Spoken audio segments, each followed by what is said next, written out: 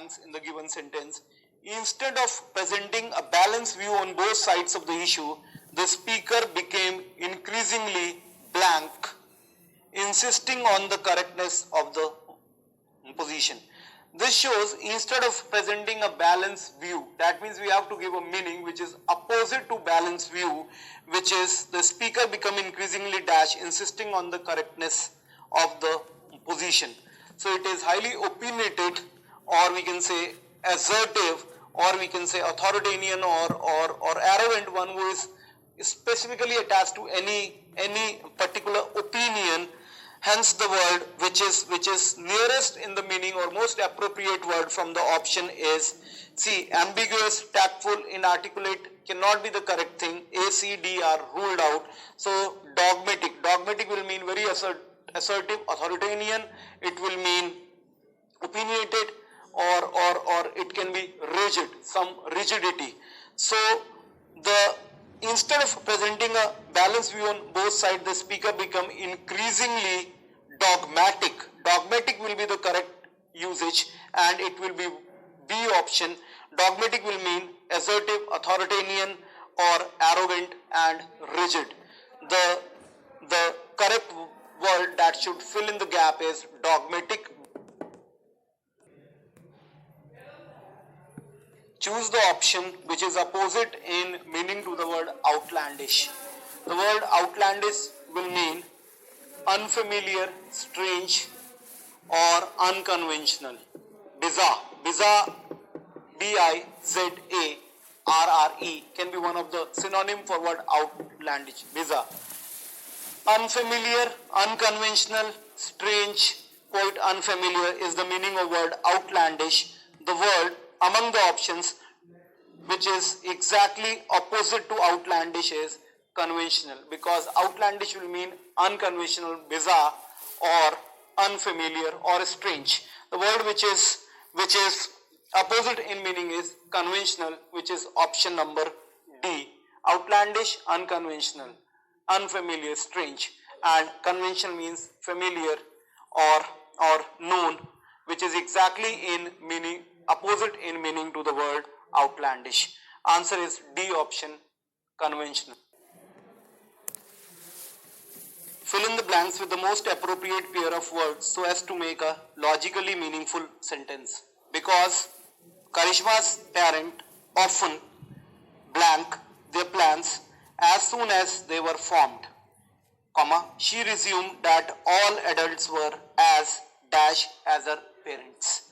Now here the correct option have to be option number C, change and mercurial, which will mean, because I'm filling the gap with these two words, comma separated words, because Karishma's parents often change their plans.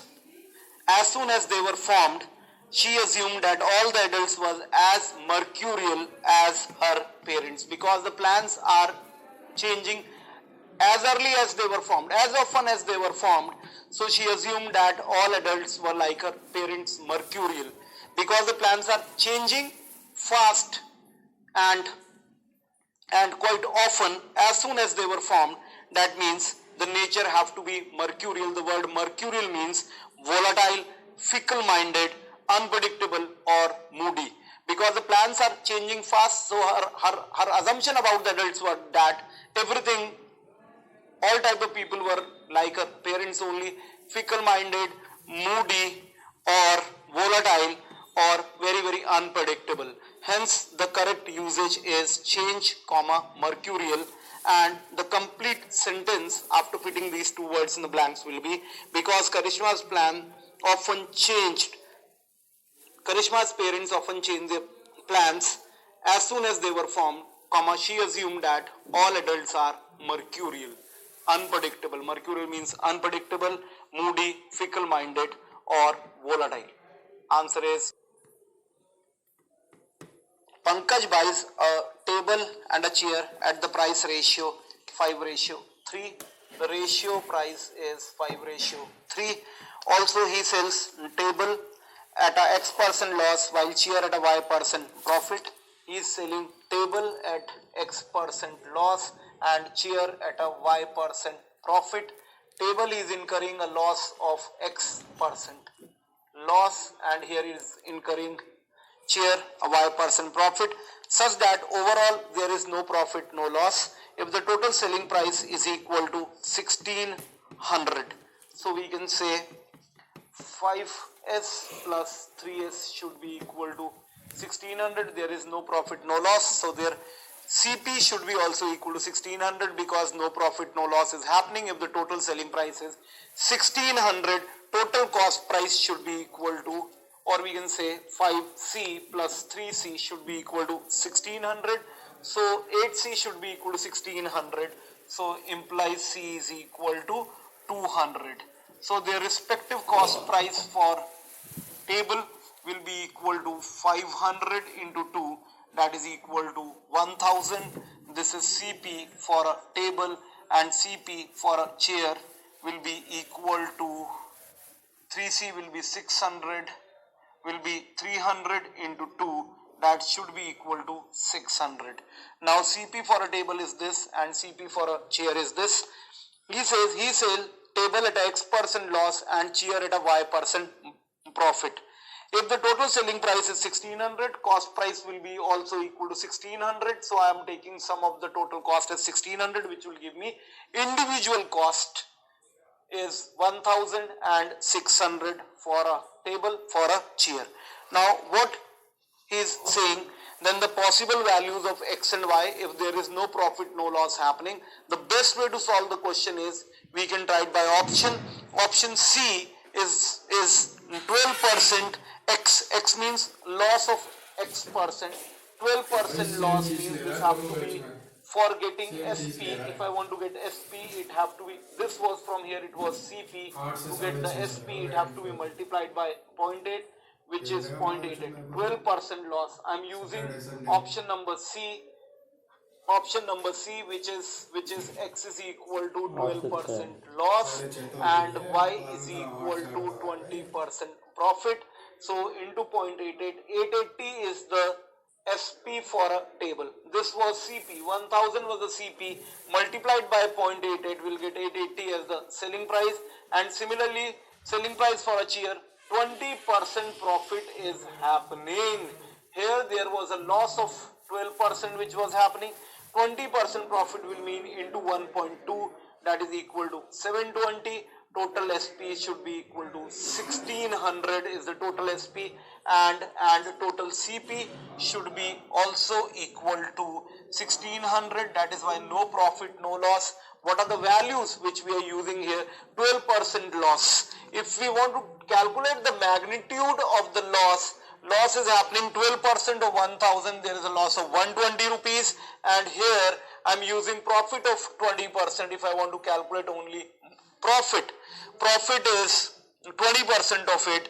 20% means 1 by 5 of 600, that should be equal to 120. That is why we can say here no profit, no loss happening, because the magnitude of the profit is equal to magnitude of the loss by using option number C, which says X% profit, X% loss of 12% and Y% profit of 20%.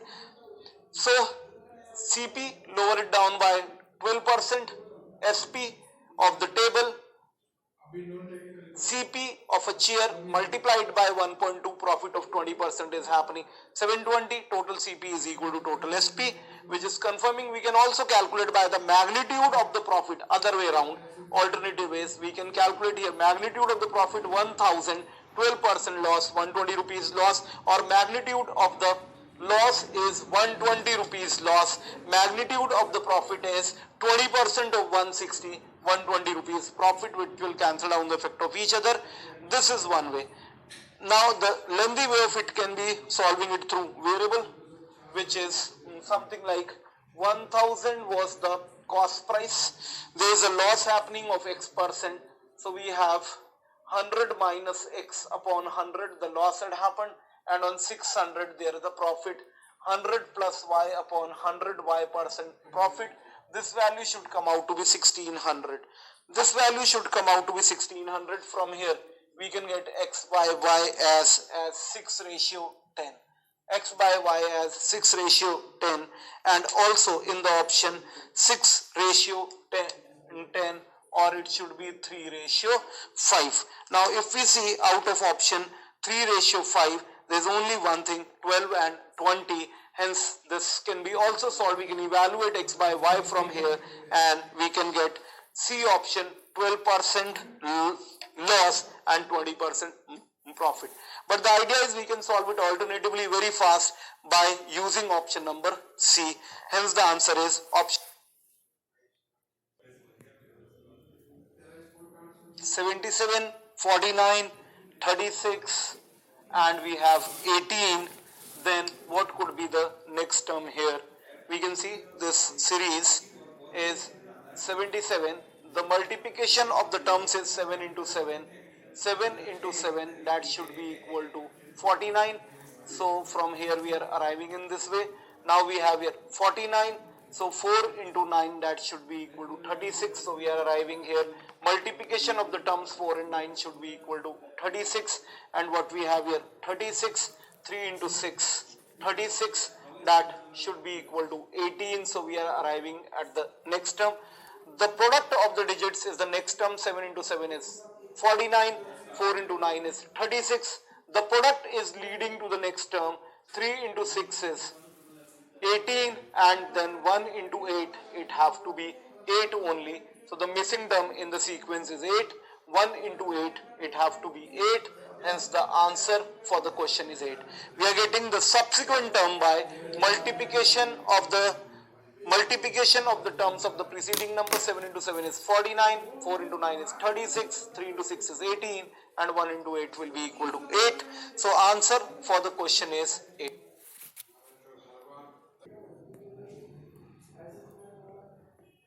T3 पे आ जाएंगे.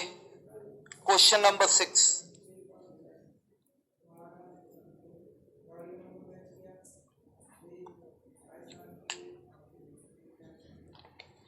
The question has 4 statement, S1 to S2 followed by 4, S1 to S4 followed by 4 conclusion in the form of options A to D. Identify the conclusion which logically follows from at least one of the 4 statements. First I will be reading the statement.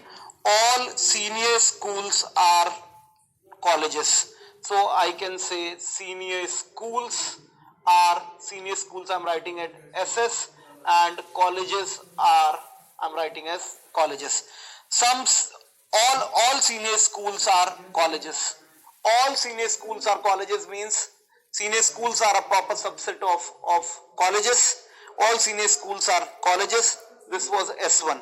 Let's move on to S3. Some primary schools are senior schools. Some primary schools are senior schools. So I can get primary I'm writing as PR. Some primary schools are senior schools. I can also write SSR are colleges. SSR colleges. Some primary schools are senior schools. Some primary schools are senior schools and some primary schools, it can remain completely inside the college and it can go outside it as well. Now, all colleges are university. All colleges are university. All colleges are university. We can draw like this. All colleges are university. We can also draw like this. All senior schools are colleges. We can draw like this. Some senior schools are primary schools. Some senior schools are primary schools and all colleges are university. All colleges are university. University can completely overlap this. It can partially intersect the primary school and this is also possible. All colleges are university. I'm drawing various possibilities. No university is a play school. Play school I'm writing as PL. PL as play school. PL can remain completely out. No university is a play school. So no university is a play school. Play school can lie here. It can intersect primary, but it is not intersecting the university. And no university is a play school. I can draw out play school PL. PL here. PL I am writing for a play school. PL I am writing for a play school. This can be play school. It should not intersect with the university. University and play school have to be disjoint because no university is a play school. Let's move on to the conclusion. First of all, before moving on to the conclusion, let me tell you in these type of questions, syllogisms, what we call, or logical reasoning question, what we need to keep in mind, for a statement to be true, it have to be true in all the cases. Number one, if a statement is false even in one of the case, then it will be considered false forever. And that's why we need to prove a statement false even in one of the case. If a statement is false even in one of the case, it will be considered false. So we need to look for the cases where it can be false, and as soon as we can eliminate it, if it fails in one, it fails forever. And for a statement to be true, it have to be true in all the cases. For the statement to fail, even if it fails in one of the case, it fails forever. That is why we need to prove a statement false as early as possible. So let's see. Primary schools are not play school.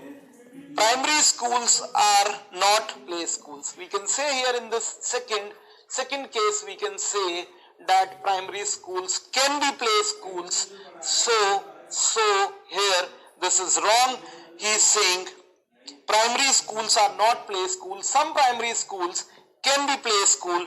This statement A, that primary schools are not play school is wrong, because some primary school can be play school. He is strictly saying are not play school, which is incorrect because of option number 2. It is diagram number 2. If it fails in one of the statement, it fails forever. Some senior schools are not colleges. Some senior schools are not colleges. Senior schools are colleges. This is completely absurd. Some senior schools are not colleges. Senior schools are colleges. It is absolutely confirmed. This is also from anyone we can check. This is going to be untrue. Now let's move on to option number D, which says some senior schools are play schools. Some senior schools are play schools. Some senior schools are play schools. Some senior school are no. It is no here. It is no here. Some senior school are play school, because university and play school are absolutely disjoint. Only play school can intersect with the primary. It cannot intersect with the university. It cannot intersect with, so play school cannot intersect with senior school. It cannot intersect with college. It cannot intersect with university. So that's why D option is some senior schools are play school. PL is wrong in all the possibilities. Then only remaining option is C. Some colleges are primary school. Some colleges are primary school. Some colleges are primary school, and some colleges are primary school. Some college are primary school. Primary school I am denoting by PR, which is only correct, because some colleges are primary school, some colleges have to be primary school, and some colleges have to be primary. This is C option. Question number 6. The correct logical conclusion that can be driven out from this statement is C. Some colleges are primary school. A, B and D I have proven all to be wrong. If a statement is false even in one of the case, then even in one of the possibilities, then it will be considered false forever. Answer is C option. Some colleges are primary school can be the only thing that can be driven out.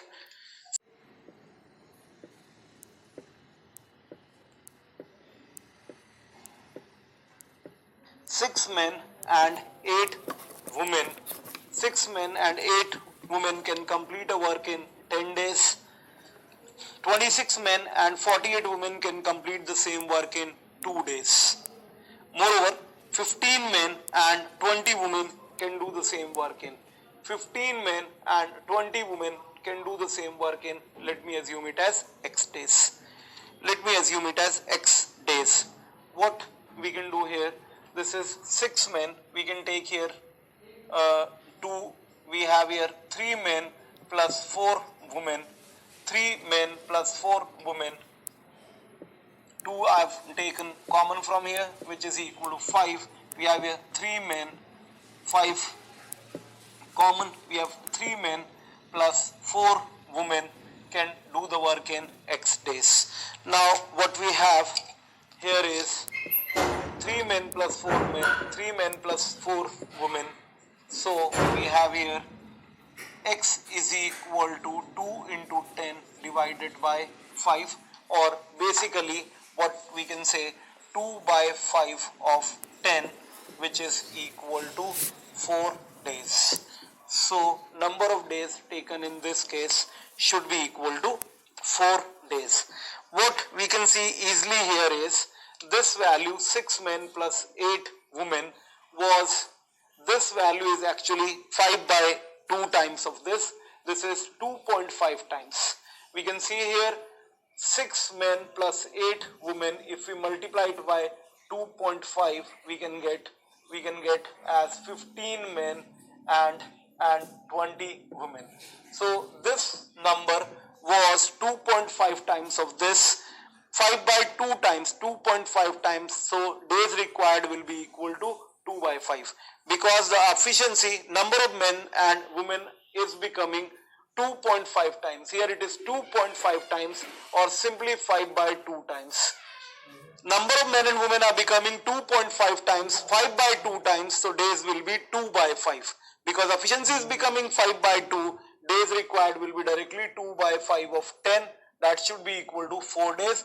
The second data is a redundant data which will not be required by the question, because the given two terms are multiple of each other. Had they not been multiple of each other, then we need to evaluate, compare the efficiency of a man with a woman, which was never required in this case. The question is a simple question, because these two data, this data and this data, are multiple of each other. So comparison between men and women was rarely required here. Hence we can directly compare data 1 with data 3. Data 2 will not be required in between, because these two are multiple of each other. This data is 2.5 times. That means 5 by 2 times of this data. If this is 5 by 2 times, number of men and women are becoming 5 by 2 times, days required will be 2 by 5, or simply algebraically we can say 3 men 4 women cancel out, 3 men 4 women cancel out, x is equal to 2 by 5 of 10, which is equal to 4 days. Be careful, look for the data, whether data 1, data 2, data 3, the set of 3 data are the 2 data multiple of each other, then there will not be any requirement of comparing efficiency of a man with a woman. The question was a simple question. Answer is 4 days.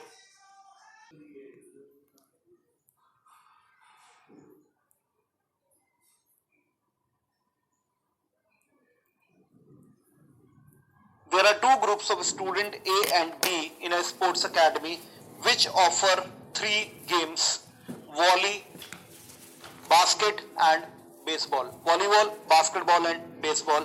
The ratio of number of students playing in volley, basket and base. In these 3 games, the number of students are 3 is to 4 is to 5.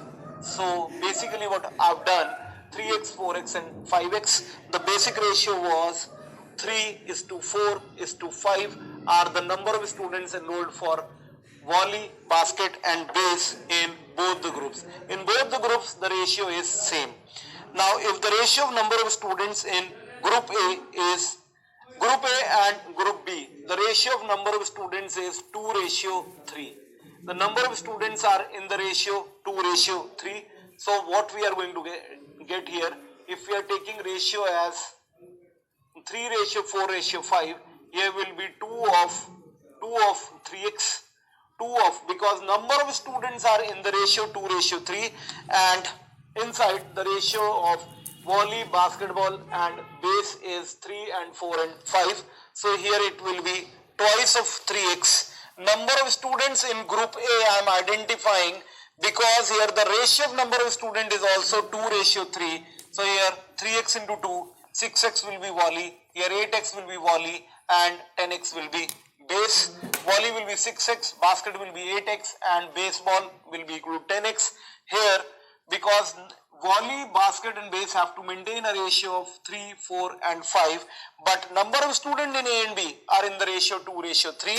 What we are going to get here, this is going to be 3 into 3x, that is equal to 9x, 3 into 4x, that is equal to 12x, and 3 into 5x, that is equal to 15x. These are respective number of students in volley, basket and base. This is for group A and this is for group B, taking into account that group A the number of students are and group B the number of students are in the ratio 2:3. So we have got respective number of students playing volley, basket and base in each of the two groups, group A and group B respectively. Let's see what the question is asking. Question is asking if there are 40 more students in group B and group A who plays basketball. 40 more students in group B than group A who plays basketball. The difference of the students playing basketball is 15x minus 10x. 15x minus 10x is given to me as 40, so x is equal to 8. 5x is equal to 40. 15x minus 10x, number of students playing baseball. 15x minus 10x, that is equal to 5x is equal to 40. I will read it once again. There are 40 more students in group B than group A who plays baseball. The number of students playing baseball in the two groups are getting differed by 40. Baseball playing students here is 15x and baseball playing students here is 10x. The difference is 40. The multiplying factor is equal to 8. Now, then the total number of students across the groups. I want to find out total number of students. 6 and 8, 14 and 10, 24 is here. So here total number of students are 24x, 9 and 12, 21 and 15 is 37, which is equal to total number of students are 36. So we have here 15 and 9, 24 and 12, 36. Total number of students 24x from here and 36x from here. That should be equal to 60x is the total number of students and multiplying factor we already have as 8. So which is equal to 480 students are there overall in the group. If we could have seen the question, the number of students in volley, base and basket are 3:4:5 in either of the groups. But number of students in the group themselves are in the ratio 2:3. If we take in very simple terms, so number of students playing basket here, number of students playing base here will be into 2, that will correspond to 10x, and here will be into 3, so 15x, and the baseball difference in the both the groups are coming out to be 40, which will give me x is equal to 8. Here it is 15x, here it is 10x. We could have directly done it. So multiplying factor is 8. Now we can get the respective number of students. 3 into 2, 6x over here, 4 into 2, 8x over here, 5 into 2, that is 10x over here. Here the total number of students are 24x and here the total number of students are 36x. Total number of students in both the group combined is 60x and we know the value of x is 8. So 480, 60 into 8, total number of students from both the groups combined, total students from both the groups combined should be equal to 480. Hence the answer is 480.